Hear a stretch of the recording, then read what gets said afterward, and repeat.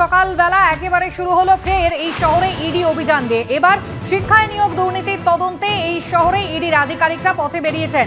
একাধারে 6টি জায়গায় চলছে তল্লাশি। প্রসন্ন রায়, আপনাদের মনে থাকবে যে মিডলম্যান হিসেবে প্রসন্ন রায় গ্রেফতার হয়েছিলেন 2022 সালে এবং 1 বছর থাকার পর তিনি কিন্তু কাস্টাডিতে থাকার পর সুপ্রিম কোর্ট থেকে জামিন পেয়েছিলেন গত বছরের নভেম্বর মাসে। সেই প্রসন্ন রায়ের বাড়ি এবং অফিস মোট 6টি জায়গায় আজ সকাল থেকে শুরু হয়েছে তল্লাশি। আমাদের 3 প্রতিনিধি এই মুহূর্তে আমাদের সঙ্গে রয়েছেন। প্রকাশ সিনহা রয়েছেন প্রসন্ন রায়ের অফিস থেকে, আমাদের সঙ্গে আবির দত্ত রয়েছেন প্রসন্ন রায়ের বলাকার যে বাড়ি সেখান থেকে, এবং আমাদের সঙ্গে সুকান্ত মুখোপাধ্যায় এই মুহূর্তে আইডিয়াল ভিলা সেখান থেকে রয়েছেন। প্রকাশ সিনহা রয়েছেন আমাদের সঙ্গে এই মুহূর্তে প্রসন্ন কুমার রায়ের যে অফিস সেখানে সকাল সকাল পৌঁছে গিয়েছেন ইডির আধিকারিকরা। প্রকাশ, আমরা জানি গত বছর নভেম্বর মাসে সুপ্রিম কোর্ট থেকে জামিন পেয়েছেন প্রসন্ন রায়। আজকে কি জানতে চাইছেন ইডির আধিকারিকরা?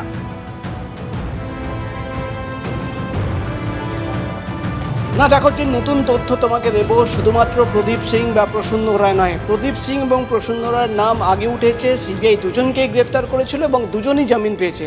কিন্তু আজকে নতুন একজন মিডলম্যানের নাম পাওয়া গেছে। সেই নতুন মিডলম্যান যার নাম কিন্তু এতদিন ধরে সিবিআই তদন্ততে উঠে আসেনি।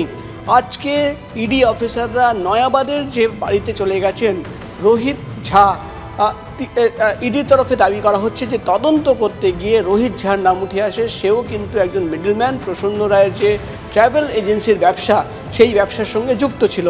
আরেকটি নতুন তথ্য যেটা আমরা পাচ্ছি যে আজকে সকালবেলা একসঙ্গে 6টি জায়গায় তল্লাশি অভিযান চলছিল, কিন্তু এই মুহূর্তে সপ্তম জায়গায় পৌঁছে গেছেন ইডি অফিসাররা। ইডি অফিসাররা খবর পান যে আইডিয়াল টাওয়ার, আর যেখানে আমাদের প্রতিনিধি সুকান্ত আছে, সেই আইডিয়াল টাওয়ারের পাশে আরেকটি ঠিকানা, আরেকটি বাড়ি রয়েছে প্রসন্ন রায়, যেটা কিন্তু কাগজ কলমে তারা মনে করছেন বেনামি প্রপার্টি। সেই বাড়িতেও কিন্তু এই মুহূর্তে ইডি অফিসাররা পৌঁছে গেছেন। অর্থাৎ মোট 7টি জায়গায় তল্লাশি অভিযান চলছে।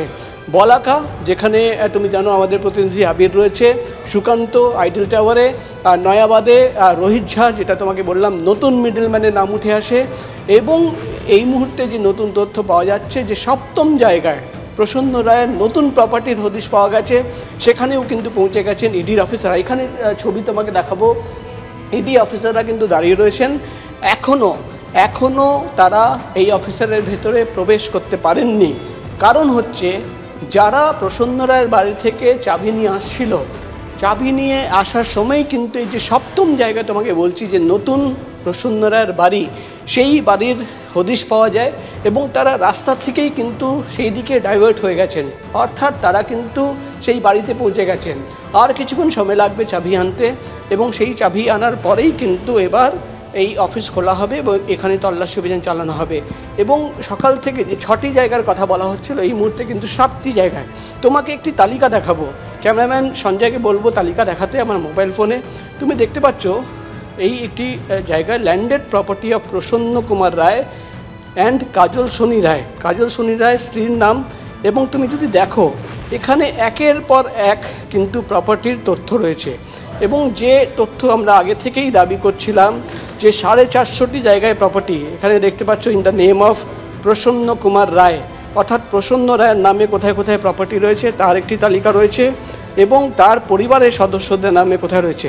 অর্থাৎ যে 400-450টি জায়গার কথা দেখো, আবার একটি জায়গা in the name of Prasanna Kumar রায় 2015 সালে যেটা কেনা হয়েছে, ইন দ্য নেম অফ প্রসন্ন কাজল সোনি রায় 2016 সালে যেটা কেনা রয়েছে।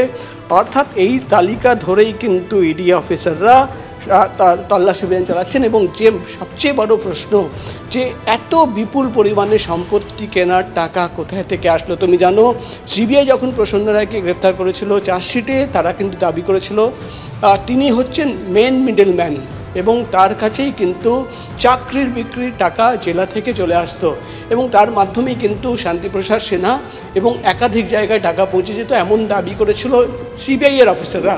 কিন্তু ইডির তদন্ত আলাদা।